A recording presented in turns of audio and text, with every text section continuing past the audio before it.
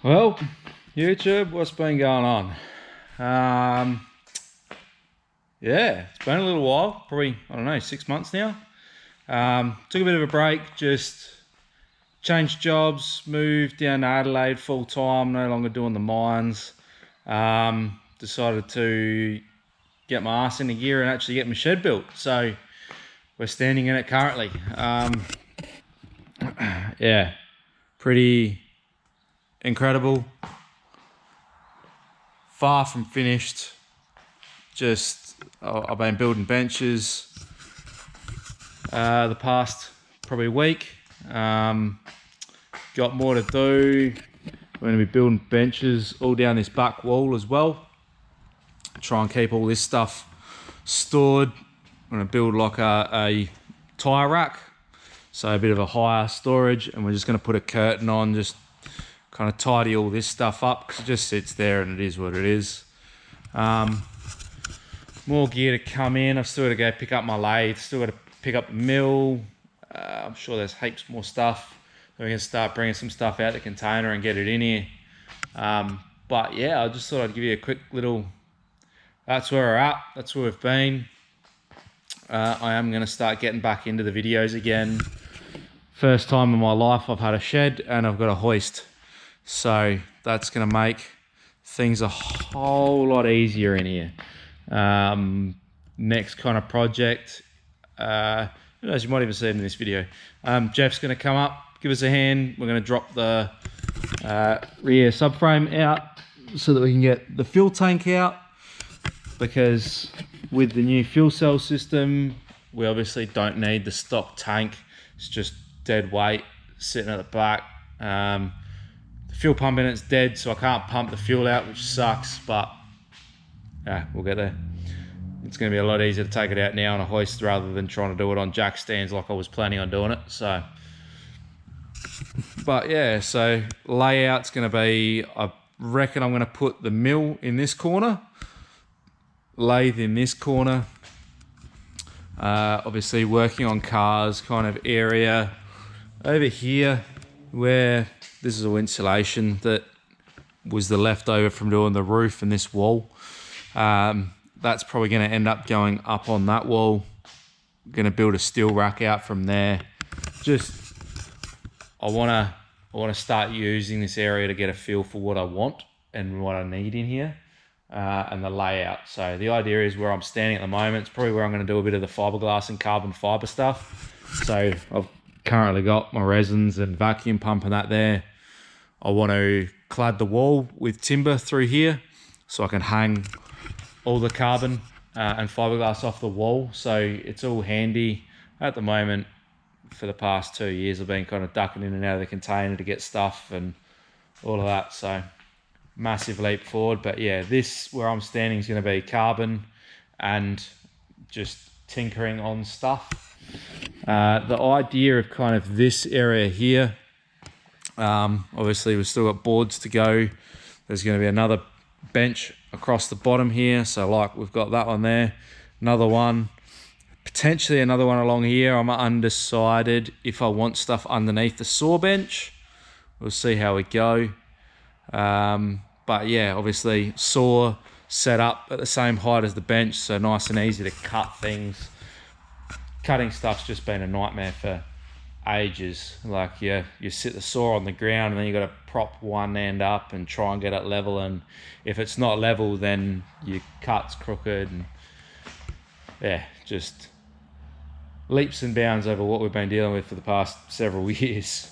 Probably have our linishes and parts washers, kind of dirty stuff here, but yeah, this area here is going to be mainly fab.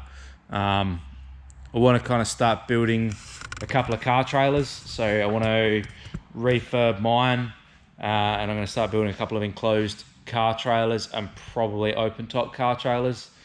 Used to build them many years ago.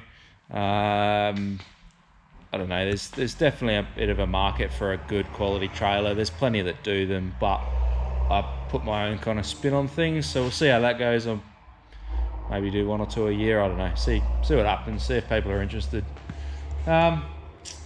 But yeah, other than that, we've got a bunch of power points, and so I've still got to run power through the shed. Everything at the moment is just off extension leads. But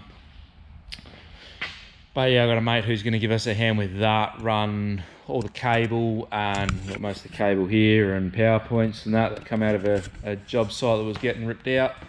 All the lights, they came from a job site that was getting ripped out. It's been good. So we've still got pretty good lighting in here. There is more to go in along that beam there to match the other side, and we've got those long tubes, but just no wiring run to it all yet. So should be really well lit up in here once it's all said and done. I have been thinking about running some more lights along kind of that purlin there right above the bench. That's where I was playing around with these, kind of sitting like that up on, should give us a heap of light. But yeah, so I'll just sort of give you guys a bit of a rundown where we're at. We have been going a little while. We definitely aren't planning on kind of packing it in. It's just been head down, bum up, get things happening, get things done. If you've ever kind of done the YouTube or tried to video what you're building and all that, you'll work out very quickly that a 2-day job takes you a week if you're trying to film it and all that. That's right. We kind of stopped when there have been a lot of changes on the 34, I think, finishing it wise, since you guys have last seen it. I was trying to get it out for round 2 of the SA Sports Sedan series, that's right. And I just had a mad rush trying to get it done. And then, of all things, I was pretty pushed. We were trying to get to Ample for a dyno tune. Plan was dyno tune on a Thursday, then Friday I had the day booked off and we were going to be doing a test out at Tail and Bend. And then the weekend after that was actually the race weekend. So loading the car up on the Wednesday night for Thursday dyno, one of the wheel bearings on my trailer had failed. And the wheel bearing was just loose, and when I kind of pulled it apart thinking I'd just nip it up, the wheel bearing had disintegrated. So just one of those things. All the lads on the Sports Sedan page, they kind of all reached out and said, come grab a trailer if you need. But at that point I was pretty smoked. So yeah, so I'll bring that down probably later today, tonight, tomorrow. Bring it down, I'll give you guys a bit of a run through where it's at. But yeah, it starts, it runs, it drives. And then we'll pull it apart and take the rear end out and take the tank out as we usually do. But we'll be ready for round 3, which will be awesome. I can't wait for that. So shed wise, little bits and pieces. I just did this the other night. Just something a bit. Storing jacks, they always seem to take up heaps of room. Same with your jack stands, they're just always a pain. So these here are just a nice simple little flat tub. I just took on and stay there. I like it. Gets them up off the ground. I've still got one down there, but the little baby ones that are rarely ever used, so I'm half tempted they might just go out somewhere, or might even go in the car trailer, I don't know, do something with them. But if anyone's got any cool little things like that for workshop kind of hacks or whatever you want to call it, let us know. I'd be keen to see some cool stuff. We're obviously still setting up, so we can make changes or alterations if there's a cool idea come through. But yeah, anyway, might roll on. I'll probably leave you guys here. We'll hook into the intro, and I reckon next up you'll probably see us start pulling the cradle out the Skyline. But yeah, cheers for sticking around with us.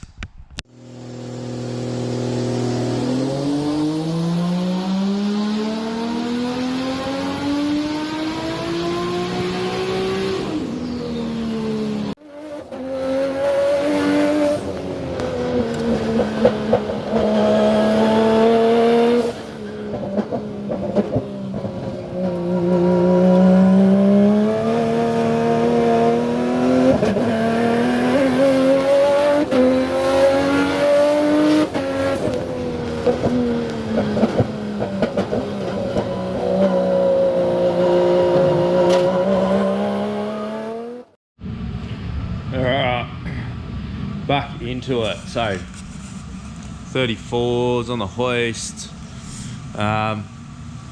What my plan is I want to drop the rear subframe out so I can get the stock tank out. Just a heap of extra weight we don't need at the moment. Just trying to get it ready. So plan is calipers off. I'll just hang them with the brake lines. Should be able to undo this 4 subframe bolts.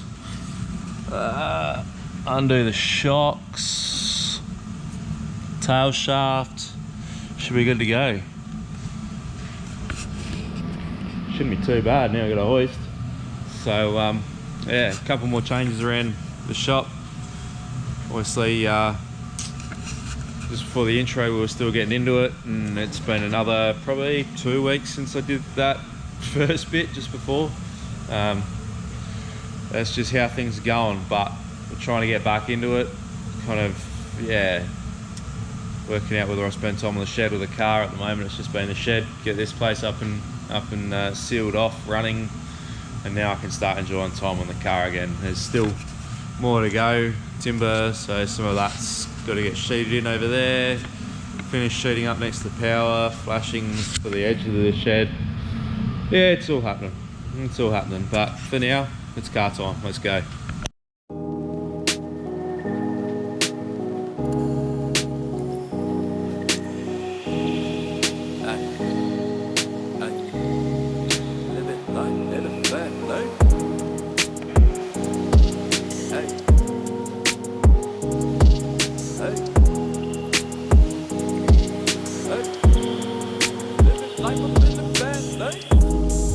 Living life up in the fast lane. Hey. Living life up in the fast lane. And I ain't slowing down, Living life up in the fast lane. Pedal to the ground, pedal to the ground, pedal to the ground. Living life up in the fast lane. Life, though you lemons, you just put them in Coronas. So you can tell I'm used to working on the ground. I've just undone the shocks and I keep getting on my knees. So now it's time to run. It's a bit noisy. All the shocks are undone, calipers are off, lifted up. I'll take the tail shaft out and start undoing some of the subframe bolts. Should be good. Oh, I love this lift. A whole lot easier than trying to jack it up and get underneath it. I've been dreading this job for a while, just because I wasn't entirely sure how I was going to go about taking the subframe out and rolling it out underneath the car. So this definitely solves that problem. Working, I need that advance with the bonus. Ain't no thoughts about tomorrow, I'm just living in the moment. Full tank of gas and 200 on the dash, bitch, I'm zoning, fast lane. Living life up in the fast lane.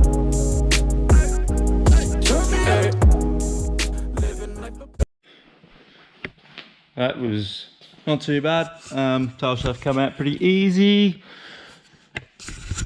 Tail shaft, the only hang up was that there's only about kind of 20 mil, 15 mil of plunge in the yoke of the Samsonus, and there's like 20 mil of bolt hanging out, so I couldn't quite get it. You just got to poke the bolts all the way through before you can drop it. So next up is how I take the subframe out. I just rolled this toolbox under here. Wondering if I lower it down onto the toolbox, then I can undo the last 4 bolts and then just raise the car up off the toolbox. Haven't really got anything else that I think would work overly well. So that, or I get a couple of wheel dollies or something along those lines and raise it up onto that. But might lower it down on this, see how it looks. We'll go from there. Fast lane, and I ain't slowing down,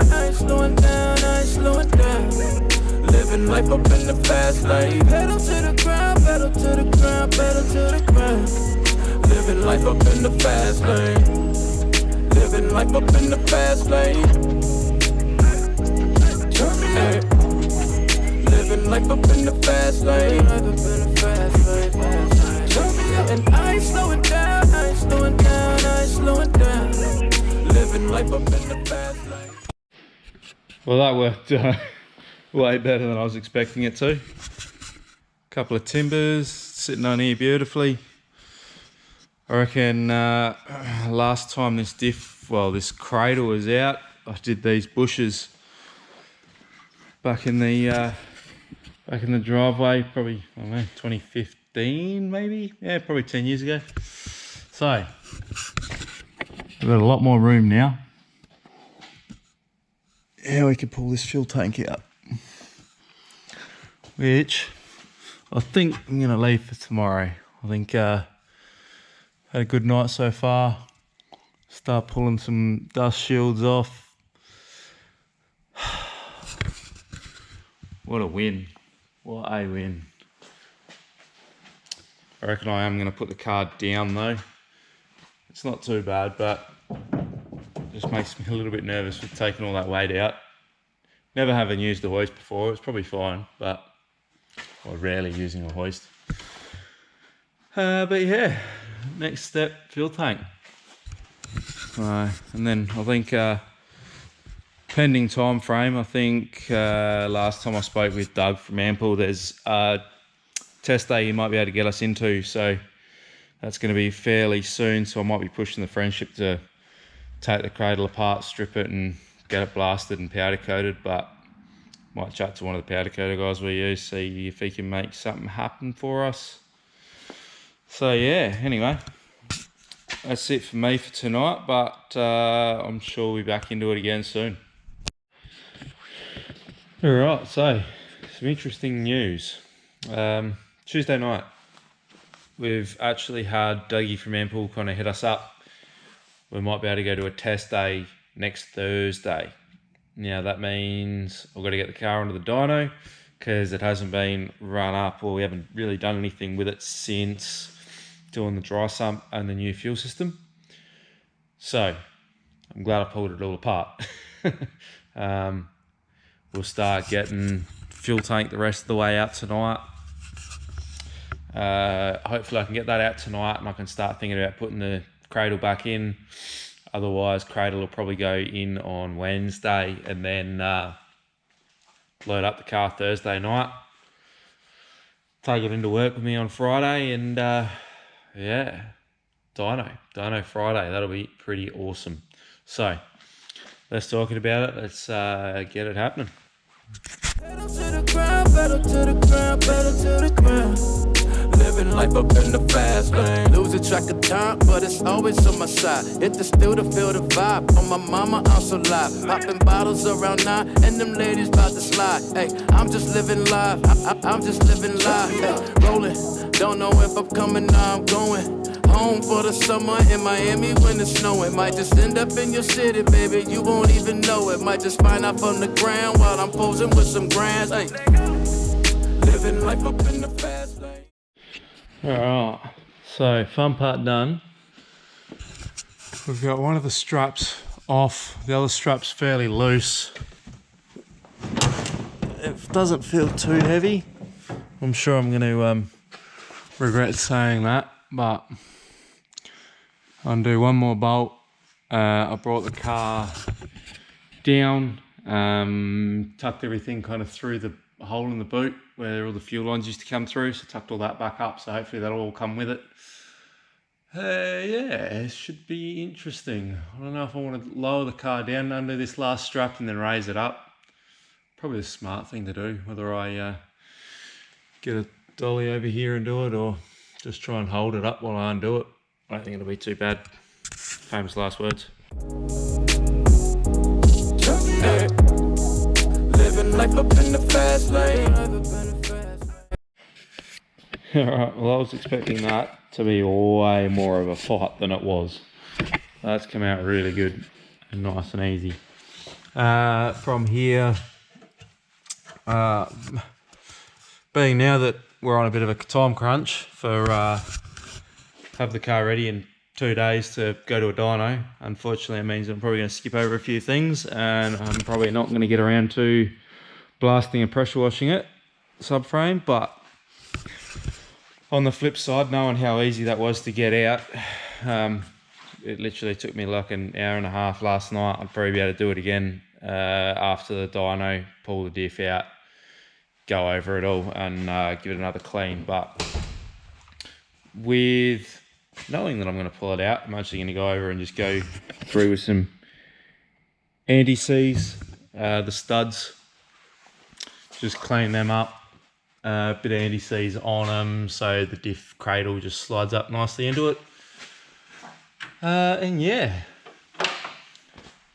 hopefully by the end of the night, tonight, Tuesday night, I'll have the rear cradle back in, maybe even tightened up and ready to rock and roll. That'll be cool.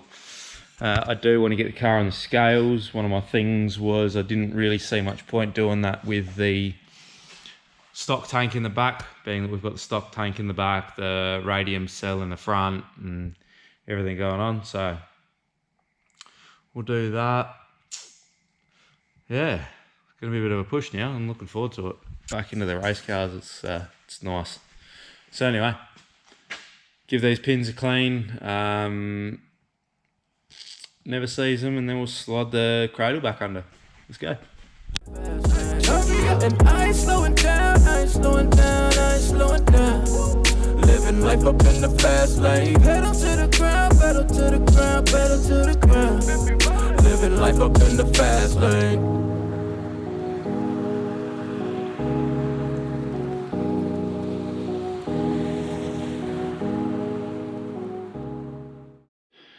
Alright, it's insane.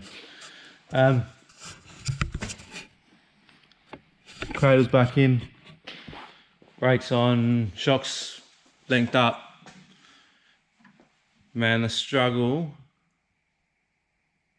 that would have been on jack stands with a jack under the diff, like I used to do it. I can't believe this, like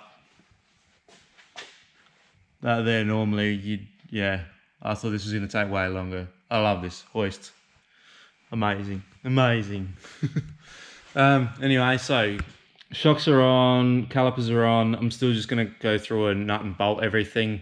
Just check everything's tight. I have found one loose heim joint, so I will just go through and check everything. I'm going to wheel align it anyway, so it's kind of a bit redundant, but just make sure nothing falls off for the dyno. Obviously, tail shaft still to go in. But yeah, be keen. Be interesting if I can even get the car on the scales tonight. So, mate of mine, Jeff, he's got these BG Racing scales. I've kind of borrowed them off him. We're still doing his car, so I don't think he's too fussed. But yeah, cheers, Jeff, if you're watching. We'll get it scaled and we'll go from there. But tail shaft next, and then keep going. All of this needs a pretty good clean, but the one annoyance that I had last night is, let's see if you guys can see it, is you get a certain amount of plunge out of this slip yoke. I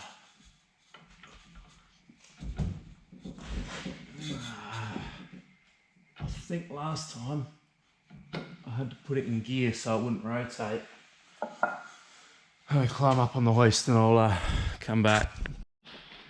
Alright, bit of Vaseline on the, there we go.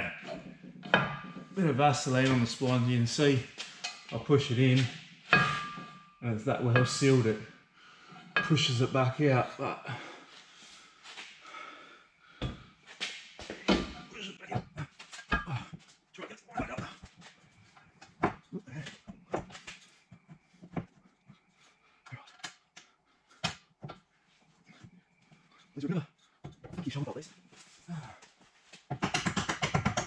I think on the stock flange these bolt heads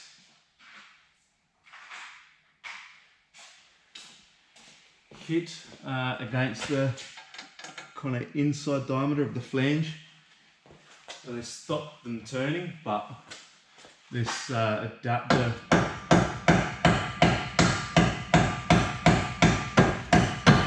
GJ drive lines ended up making for me.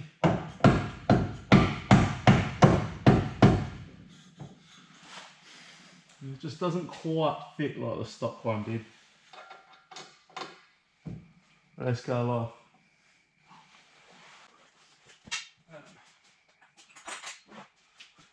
Just needs a little bit of persuasion. Rotate just that way a bit. There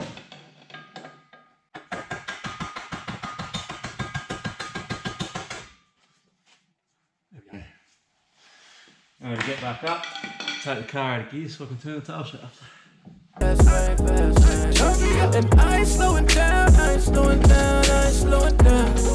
Living life up in the fast lane. Pedal to the ground, pedal to the ground, pedal to the ground. Living life up in the fast lane.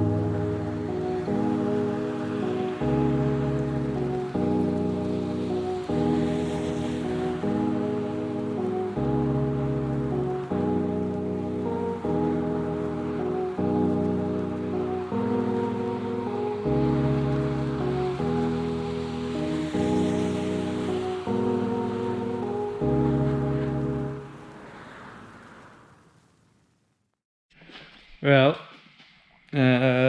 wheels back on. Gone over everything that we've taken off.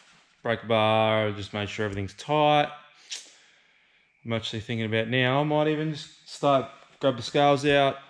The overall number is what I'm interested in, see what the car's kind of weighing. The corner weights are going to be irrelevant because I haven't actually set this floor up yet.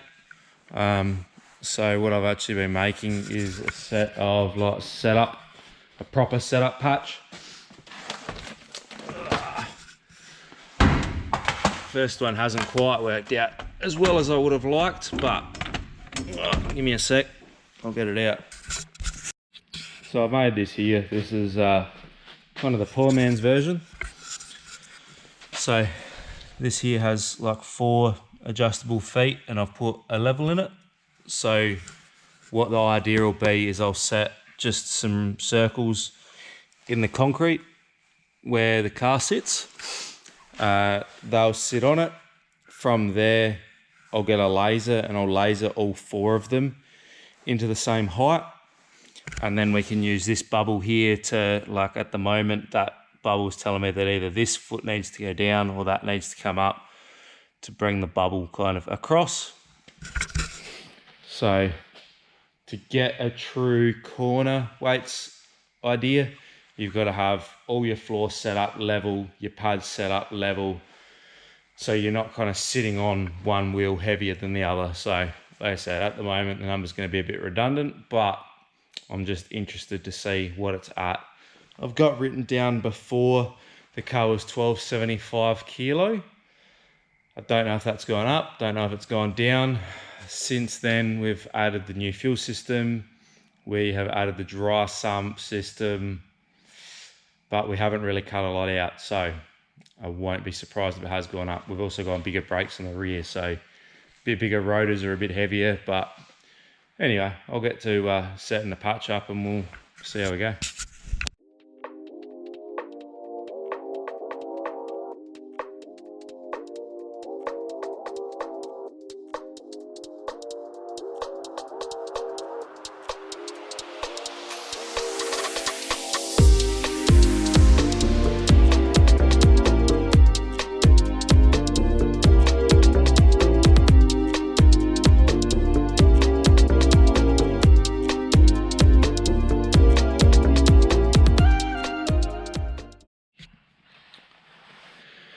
Well, she's a bit chunkier than it used to be. So we're at 1238 at the moment. I just had the missus out here, so she actually came out at the perfect time. She took a photo of what it was with me in it, and it's 13:17 with me in it. It's about right. The cross weights are a little bit off, but like I said, I'm not taking too much notice of that until I get all the patch set up properly. But yeah, that might be. She also reminded me that tonight isn't Tuesday, it's Monday, so I've actually got an extra night. So tomorrow night, what I might do is we might get the front end off or the front nose cone off. Might throw the alignment bars on and muck around with wheel alignment. I might bring the laser home from work and might laser this patch, see if we can get something flat. That'll be kind of cool. Yeah, might see if I can laser this patch and get that happening. That'll be a nice little win. So anyway, that's it for tonight. Yeah, we'll be hopefully back into it tomorrow night.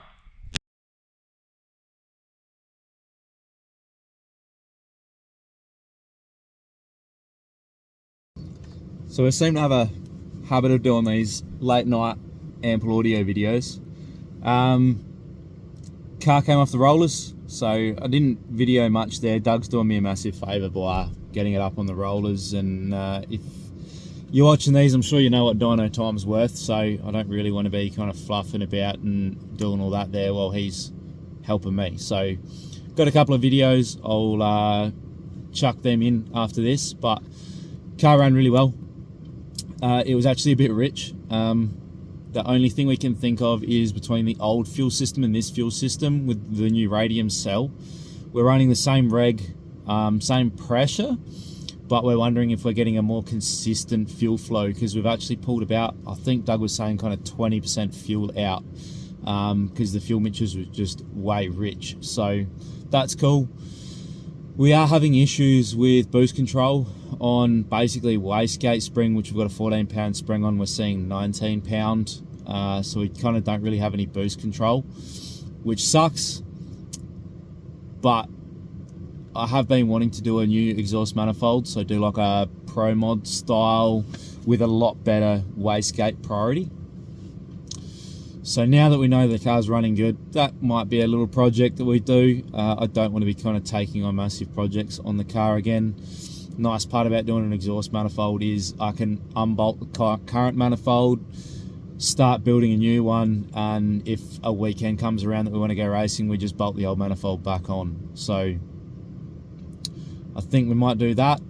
The other funny part was we were struggling to get oil temperature, so we managed to get about 70 degrees of oil temp, but that's like a space heater on the tank, heating the tank, taped over the duct or taped over the oil cooler so that no airflow could run through the oil cooler.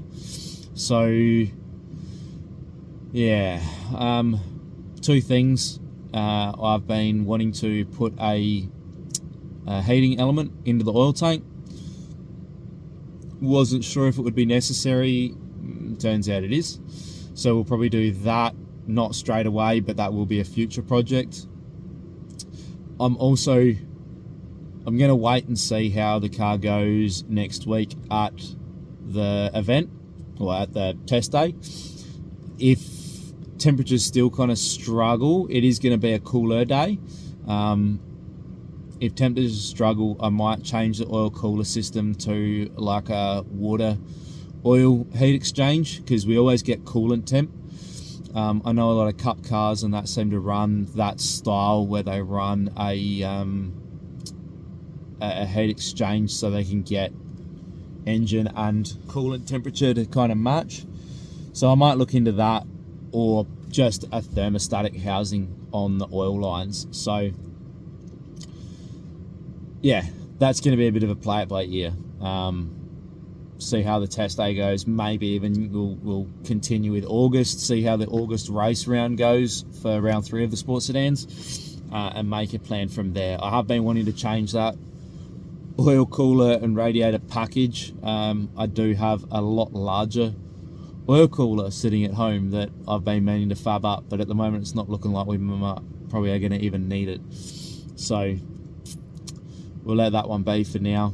But yeah, fun times. Cheers everyone for watching. I'll close this one out with the videos of the dyno and Dougie setting up a couple of poppy bangy flamey tunes. So yeah, anyway, cheers for watching. Sorry it's been so long, but hopefully you enjoy. Cheers, bye.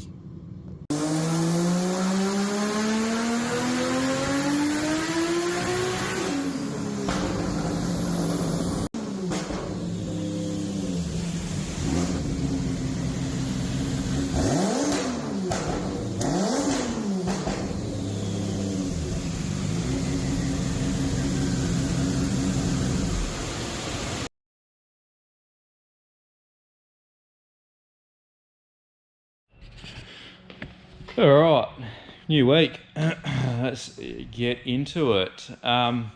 So we came off the dyno. We had a couple of things to kind of work on last week. So probably the big one was oil temperature. We couldn't get any oil temperature into the car. So on the dyno, kind of Doug would normally try and warm the car up to, well, his car, he's saying he can get it up to about 60 degrees, just kind of idling in a little bit of load. And then kind of put a run on it and it will be 90, 100 degrees on the oil temp.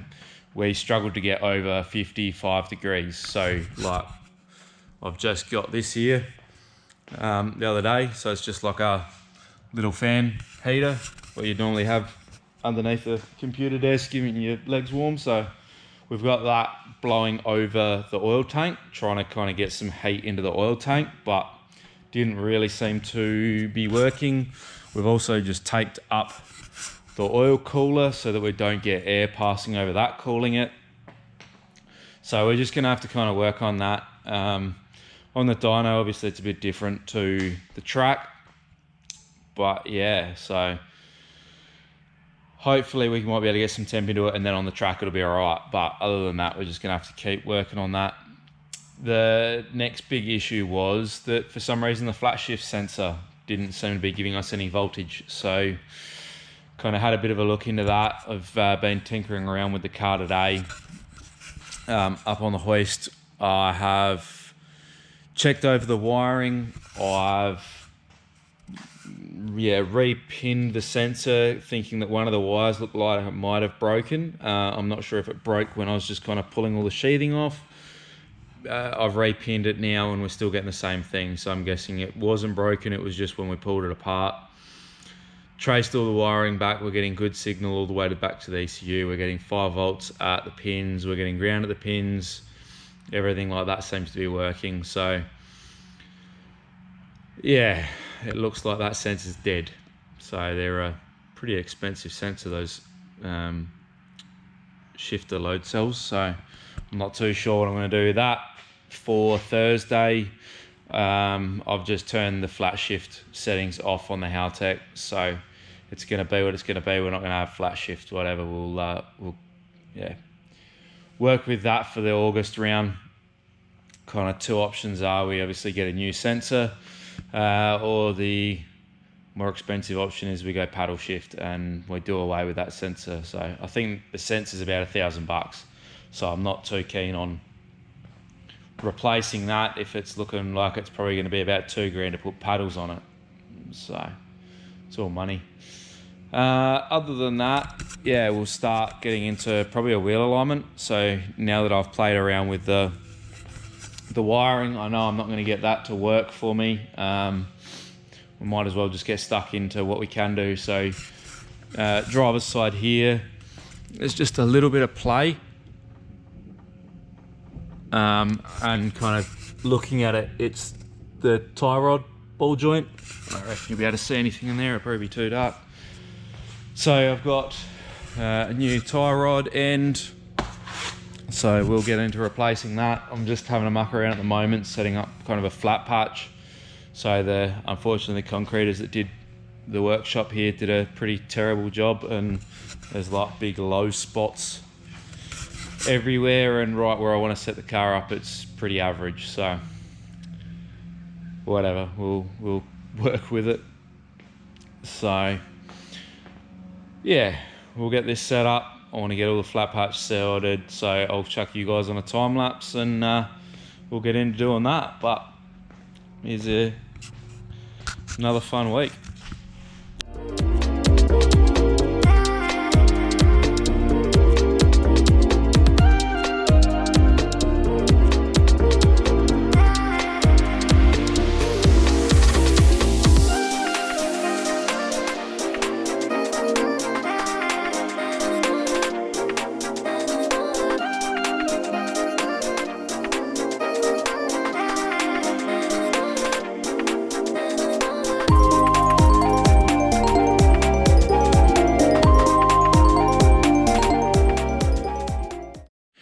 Alright, so I've got the fronts set up. So the way I've done it is, because I've never kind of marked anything out before, I wanted the center of the hoist to where the wheels are. So knowing we had the car down on the ground before, and I kind of just set them up roughly where they needed to be. Now I've squared them up to the hoist. What it's probably going to mean is that I am going to have to drop the car down, put the car on a set of go jacks, just kind of shift it around to get it into that position. But I wanted to spend the time and get that square and even to the hoist now, because that's just going to be kind of the position that I'll always try and put the car in when I lift it up. So these rear ones, I made these kind of originally for all four corners. Wasn't, for some reason, I stuffed up the programming and part of it was offset and positioning wasn't quite right. So I thought I'll just roll with it and see how they go. But being the single thickness ply, they just bowed. So I ended up making this new set. The way they are made is kind of very similar, but instead of the aluminium sheet on top, which I routed to give that 20-degree hatch, what ended up happening is as soon as I did it, it bowed. So I've kind of straightened that out from what it was, but with that bow in it, it was just a pain. So this time I thought I'll try and router it directly into the timber. This one, they went probably I probably went a bit deep. I think it was about a 2 mil depth of cut. I probably could go down to a 1 mil. So just something to learn for next time. But on the underside, I've put this pattern in. So it's, yeah, full support. And it seemed to hold the car up a lot better. So happy with that. So what I was doing before is I've got that set there. These two sockets are exactly the same height. By putting that across there, I can see that both pads are the same height, so that's level.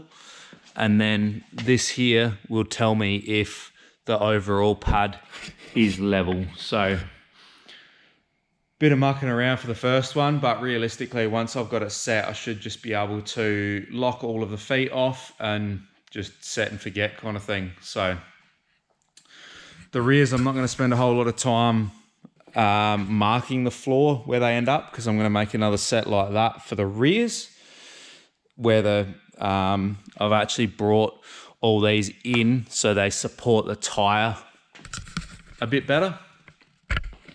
I may end up making another revision on them just to bring them in a little bit more, but overall I'm fairly happy.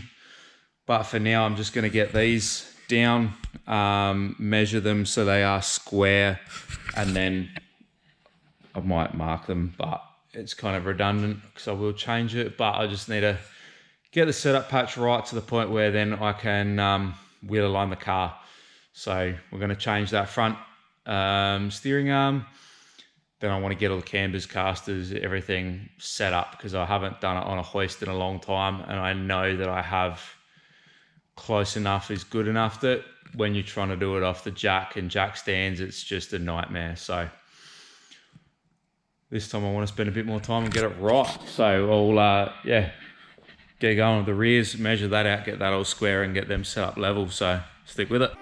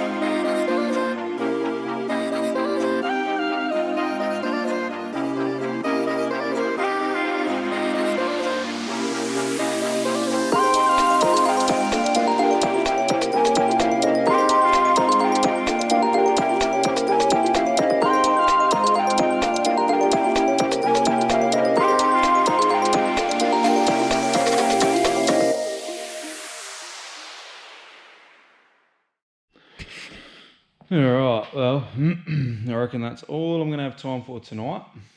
Got the patch set up. We've got basically these plates here, they sit nice and straight, so I should be able to turn the wheels 20 degrees to get our caster reading. So with the camber caster gauge that I've got, you need to turn 20 degrees left, 20 degrees right to get your caster settings. So yeah, we can turn nicely on them. So the idea is that you kind of don't want a whole lot of resistance, because otherwise when you lower the car down, you're not going to have accurate toe if there's a bit of bind in there. So the fact they turn nice and easily is good. Means we can make kind of toe adjustments and actually see it happening. So string sitting on there. Next step will be going through and getting all that sorted. But yeah, other than that, pretty happy. Be interesting to see what the camber's all at. We can do that without needing the strings. So let's see. So with these, you get this little vial level. Leave there. And then we can, so we don't want that flashing. So this side's saying it's only got 0.9 degrees of camber. So we're gonna have to give it a bit more than that. We'll see what the other side has on it. So since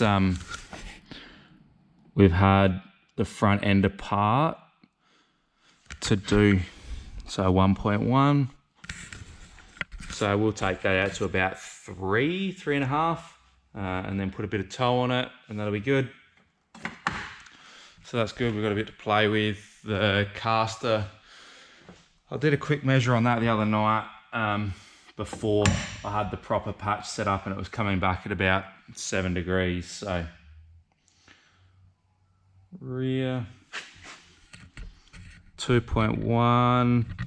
So I'll probably take that to, I think I was used to set that to about 2.5. So we haven't changed anything in the rear.